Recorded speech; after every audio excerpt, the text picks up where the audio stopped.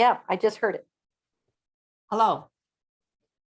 I am Dr. Agnes Ann Danahy, co-director and advisor and faculty member on outreach for the graduation students based at USG. We currently have an MED in autism in early childhood. I also am an advisor to the disability minor at the University of Maryland College Park campus. And also I am the co-director to the U.S. Department of Education grant that supports the fellowship to this EdD. Welcome to this EdD information session. I'd like you to meet also my colleague, Dr. Paige Voth.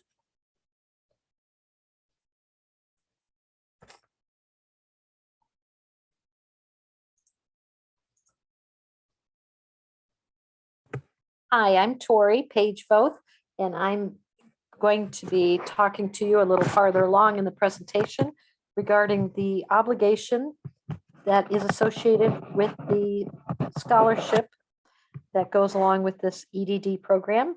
I direct overseas programs for the special education group, and I look forward to hearing more about this program as it goes along. So let me share my screen as I talk about the MED.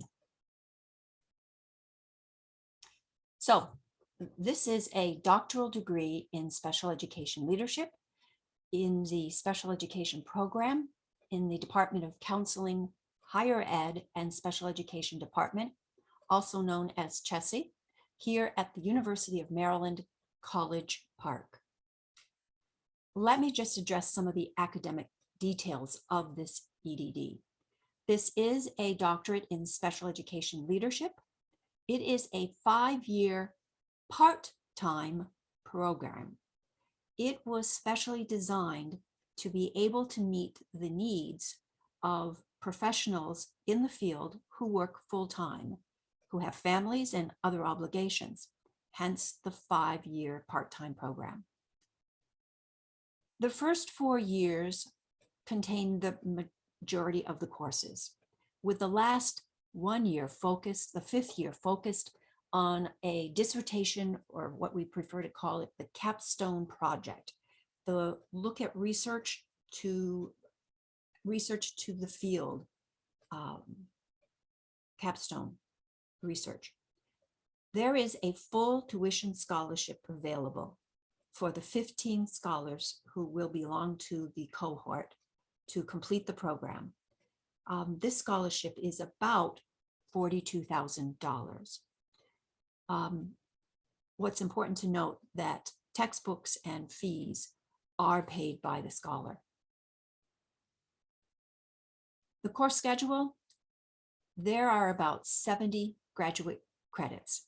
Of those graduate credits, we have about 16 3-credit courses. These courses will be 2 classes per semester in the fall, 2 classes per semester in the spring. There will be some summer courses, at least 1 per summer in the first few years. And there will also be some experiential opportunities, field experiences, shadowing experiences that are also credit-bearing opportunities. Each class typically is going to be 5 weeks long. The traditional semester at the University of Maryland is a 15-week, once a week, about 3 hours. But because many of the people who will be in this program are in leadership roles, have responsibilities beyond the typical school day, including evenings with parents and meetings, we have found over the years that the best way to accommodate the broad range of schedules that we have in this program, the EdD, is to have a 5-week-long program, which means you would be coming, those who are selected, the cohort members, will be coming to class on Friday, if for those in person or those online in-person virtual classes. you will have classes Friday evenings from 6:30 p.m. to 9 p.m. on Fridays, and Saturdays from 9 a.m. to 5 p.m. for 5 weeks straight. There will be a pause, and then you will take the second course that second semester. It is possible that on occasion you may have an evening class during the weekday, but that is dependent on the faculty member who is instructor for that course. Other elements to this EDD is something called the Applied Research Families Liaison Project. Also, we have the EDD seminars and a regional symposium. I'll talk about it in the next few slides. With regards to the academic focus, it is in special education leadership. So we have designated 5 areas of focus for the coursework: special education leadership, collaboration, and management. The second area is ensuring positive learning outcomes, which will include the development of teachers providing high-quality programs and the utilization of evidence-based practice and evidence-based research. The third area will include social justice, policy, and law in special education. We do focus this educational leadership on building positive partnerships with families of students with disabilities and the communities that surround them to ensure high expectations. And what would a dissertation be without research? And so we will also cover the needed research skills and abilities to evaluate data-based evaluations. So one of those unique areas to this program is a focus on applied research. And in this case, we're looking at the Advanced Seminar Special Project Program that looks at Families Research Project. Work will be done by faculty member Dr. Paula Beckman. She has been in this area for a very long time. The project starts in the first year of the program. There will be a families research class. After that, each scholar will follow a family in their respective school systems, utilizing quality research methods over at least 10 years. Also, a unique element to this is that there will be a focus on integrating your skills into your practice. And to be able to do that, we will have some summer experience opportunities, field experiences in year 2, shadow experiences in year 3. We are also very lucky to have what we call EDD seminars. We have been able to contact several what we call senior consultants. These are national leaders in the field of special education who will provide seminars once a year. And in doing that, we will use small groups of our doctoral students to help arrange this, to contact the national leader, to organize how the presentation of the seminars will be. Some of them might be a point counterpoint, could be a TED talk, or just an open discussion on a particular topic that the EDD doctoral students have to be prepared for. And then lastly, in the 4th year of our program, we are projecting that our doctoral students will organize, design, administer, and participate in what we are calling the Regional Special Education Leaders and Administration Symposium. The expectation is that by being in your 4th year, you will have had the opportunity to probably complete the comprehensive literature review necessary for your capstone project, and will be able to participate in a panel discussion on the topic that you are going to be studying. Lastly, let's talk about what the end result is, that you will have a doctorate in EDD in special education leadership, which means you will be completing a capstone project. In year 1, scholars will be assigned to a faculty advisor. By year 3, scholars will, we hope, will be developing and proposing their dissertation project to their dissertation committee, so that by year 4 and 5, scholars will be conducting their dissertation research, with the final year 5 with scholars defending their capstone project to their formal dissertation committee. With that, I'm going to let Dr. Page both discuss the service obligation. As you know, attached to this scholarship for the program is the obligation to work in the area of special education for a period of time. Please see the OSEP website for details, and this is the URL link for that website.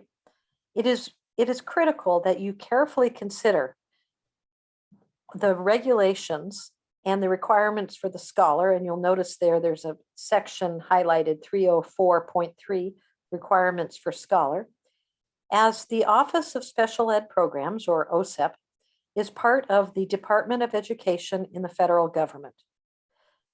This program, the scholarship monies, which students will be receiving, again, as Dr. Danahy noted, approximately $42,000 over 5 years. This money is given by the US government, and with it comes an obligation to spend time working with children with disabilities.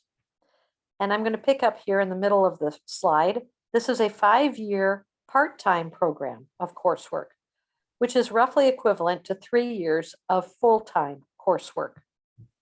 That's important to remember, that we are considering this when you look at you'll be taking classes for 5 years, but when you actually look at the number of courses, it would be possible to complete it in full-time work within 3 years.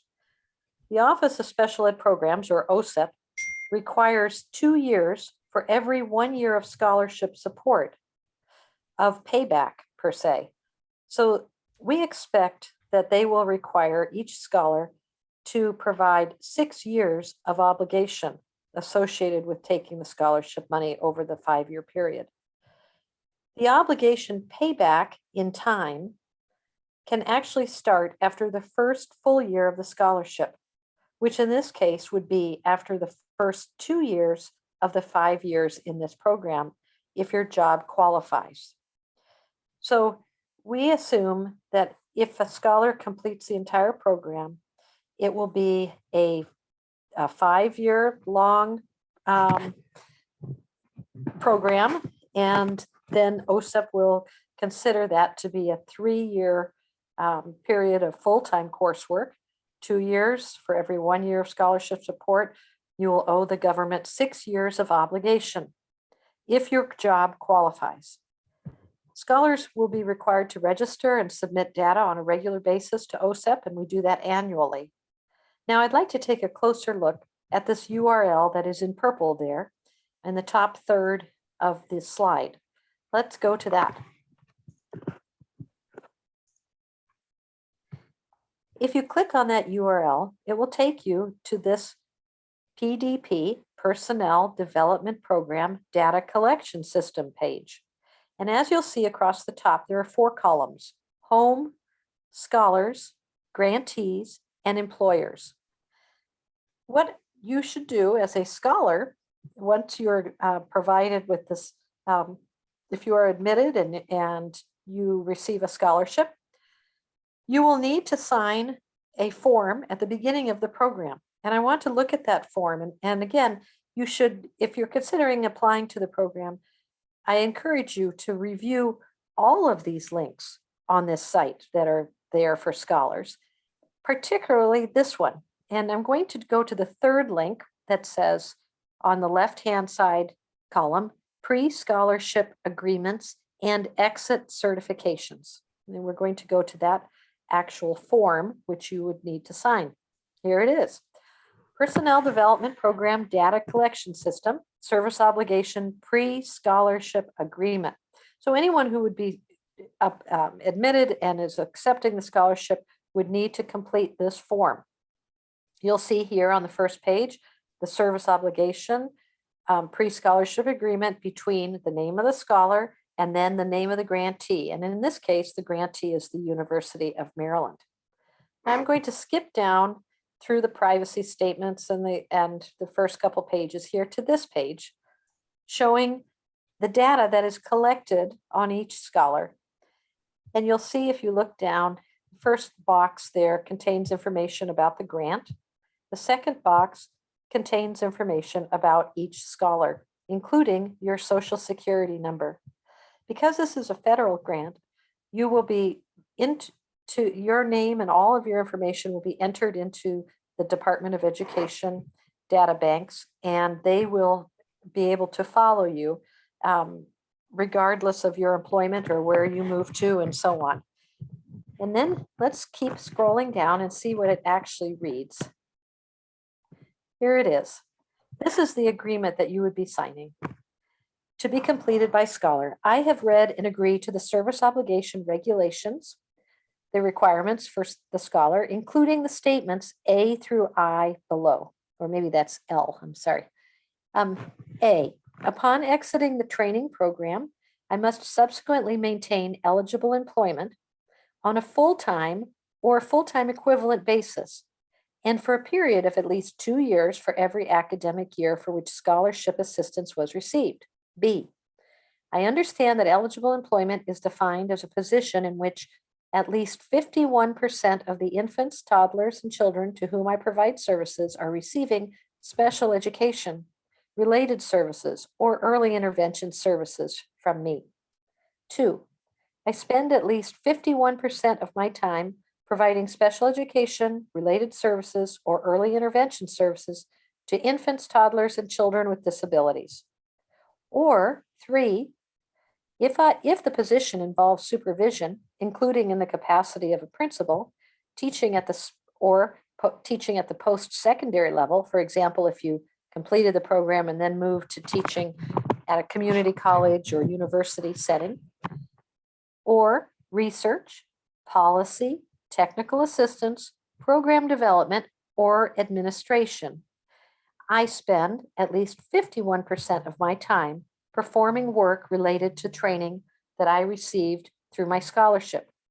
So number 3 gives some space there for people who are doing administration of different types to also be able to pay back the service obligation through working. But the interpretation of these 3 points, 1, 2, and 3 under B, we are not able to advise you or help you interpret whether or not your position currently or in the future would qualify for the service obligation payback. But if you do have questions, I'd encourage you to call OSEP directly, and their number and contact information is on that previous website. Here it is, right there on the left-hand side in the gray column. So back to the form. C, I understand that I may begin eligible employment subsequent to the completion of the training program. So by the time you finish all 5 years of your coursework and you graduate, then you can begin paying back with eligible employment, or the completion of 1 academic year of the training for which my scholarship assistance was received. And that's that caveat that you may start counting the payback employment time period if your job qualifies. In this case, they specify 1 academic year, which for us in this program is going to be after 2 years of taking part-time coursework. And then D, I understand that I will receive credit towards service obligation only after my employer has verified my eligible employment, and that I have a responsibility for obtaining verification of eligible employment. So what happens is after you finish the program, or when you start your service obligation payback employment registration, your employer will also be involved, and they will be verifying your employment status each year. Then E, I must complete the service obligation within the period ending. So how long do you have to pay back, for example, with work? Ending not more than the sum of the number of years required, at least 2 years for every academic year for which scholarship assistance was received. So we are saying that we expect it to be 3 years, plus 5 additional years from the date I complete the training. So our expectation is that it may be that you should have, we think, approximately 8 years to pay back to complete your service obligation. And in your case, we expect that to be 6 years of service with children with disabilities. And then F, the U.S. Department of Education may grant a deferral or an exception to the service obligation or repayment requirements upon request. If I can provide sufficient evidence to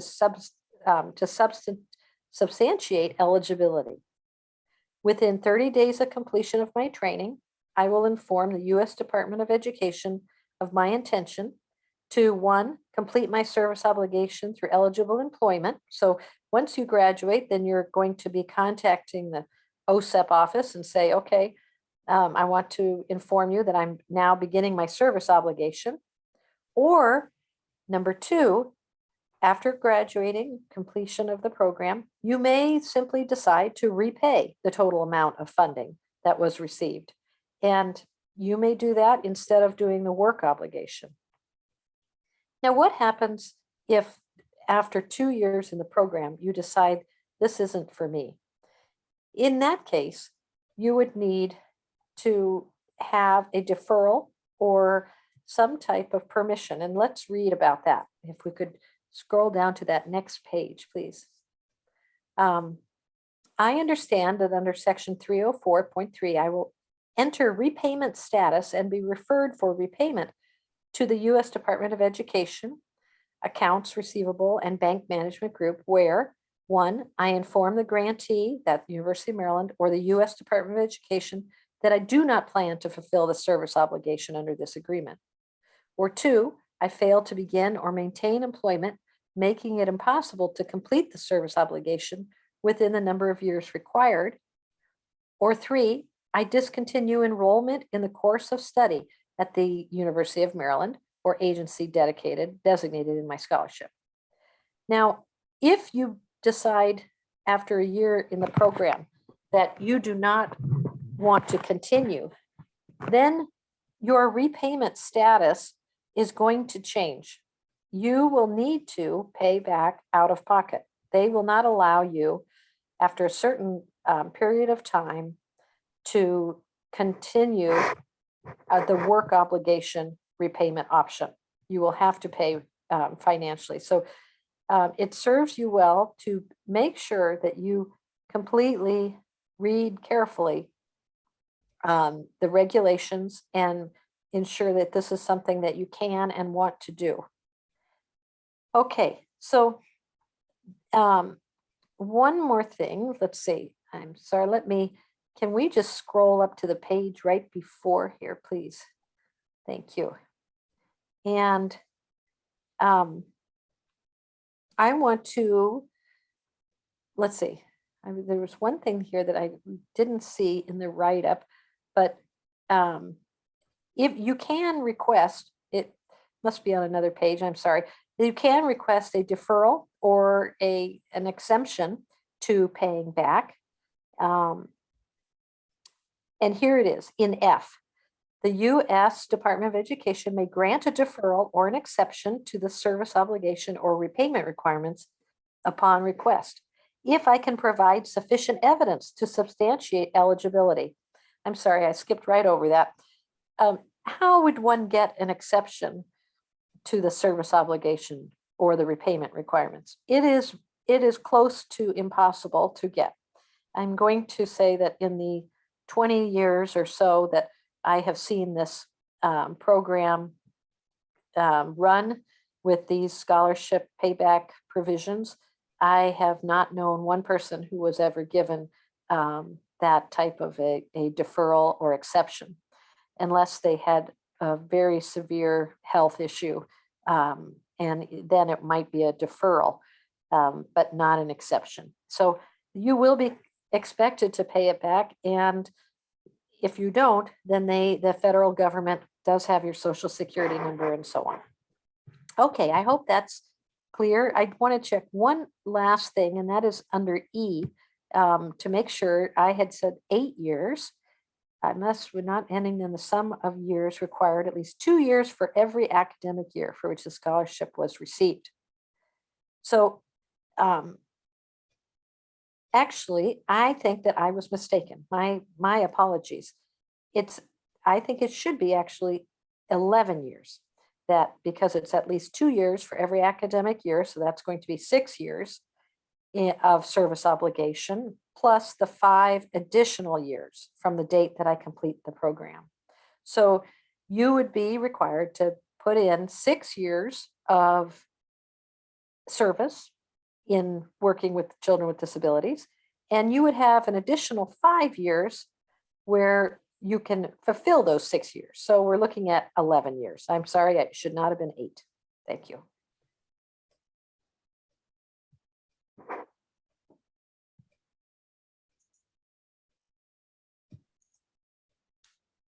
Let me go over the selection criteria.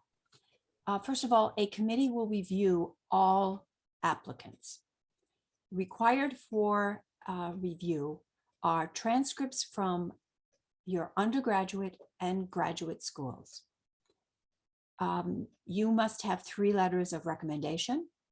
You are going to be asked to complete a personal goals statement of about 2 to 3 pages and provide a professional resume. All of this is because what the committee is looking for is looking how strong your academic ability is, that you have demonstrated leadership qualities. We're looking for your career commitment and dedication and the potential to complete the program. We don't want you to not complete the program and then have to pay back a lot of money.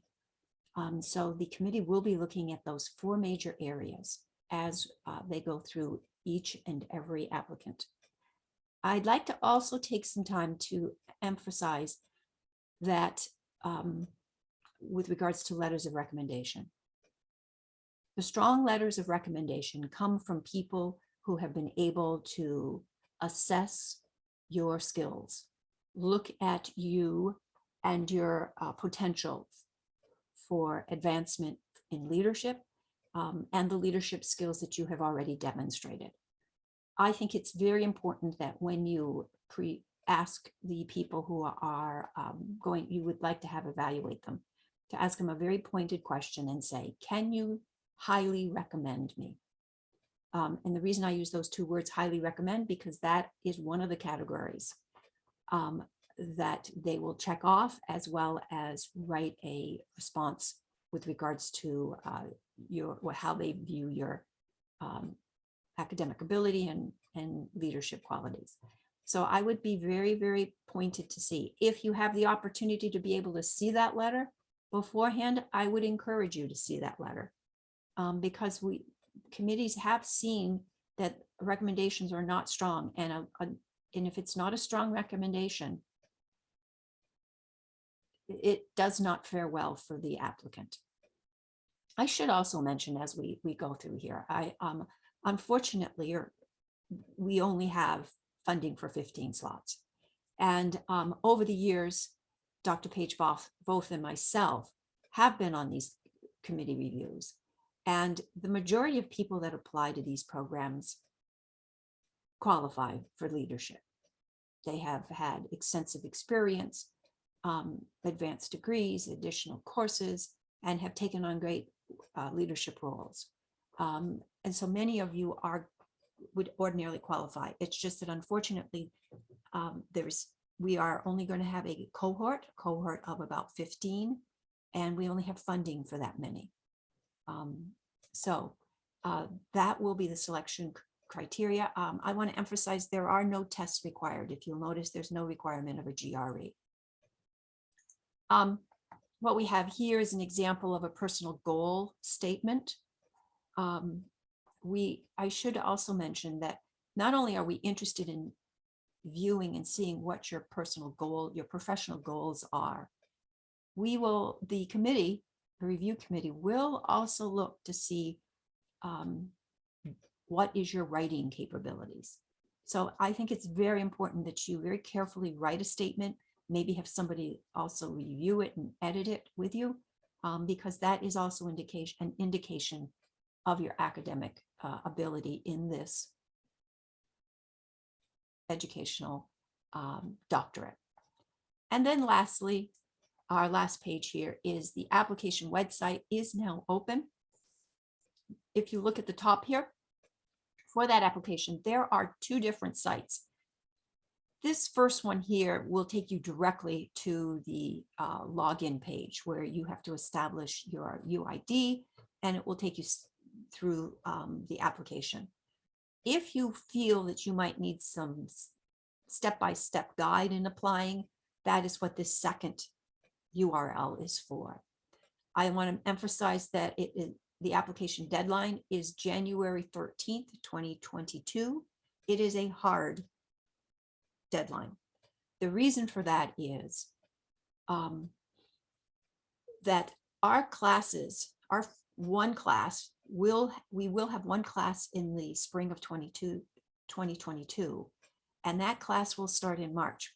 Now, while that seems like we have a lot of time, we actually don't. The University of Maryland has an early deadline for students adding courses. And that deadline, I haven't looked at it yet, but that deadline is probably the second week of the semester, which puts us probably, the semester starts around January 24th of 2022. And that will mean that we have to have everyone registered sometime in that second week of the semester. For us to do that, we need to put together the committee to review all the applications, identify those 15 that will be offered both admittance to the program as well as the scholarship. And you will have to respond, get that information back with a yes, and then have to register. And for us to do that, we cannot go any longer than January 13th. If you have any questions, located right here is my email address. You are more than welcome to email me questions. I can answer programmatic questions. I might need to refer you on or take moments to be able to find out who you need to talk to if you're having difficulty with the application. For additional information, please use this URL, which will take you to a general introduction to the EdD and other questions that we've covered here, or maybe address something else. I want to thank you all very, very much for spending the time and interest in the program that we are offering here at the University of Maryland, College Park. We recognize that you are not only professionals, but you are very, very busy professionals. And for you to be able to spend your time, talent with us, both now and hopefully in the future in our EdD program, we are very grateful for your interest in our program. So again, we thank you very much, and hope to see you in the future.